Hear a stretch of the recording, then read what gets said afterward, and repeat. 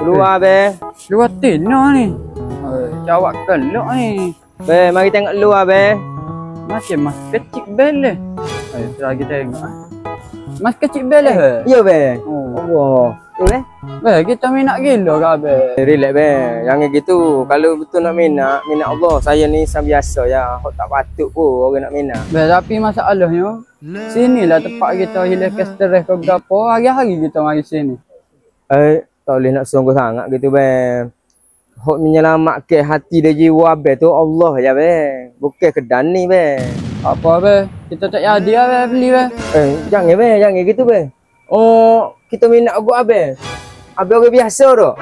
Kita minat abe be. Ambil lah be. Biar apa be. kita bisa saja.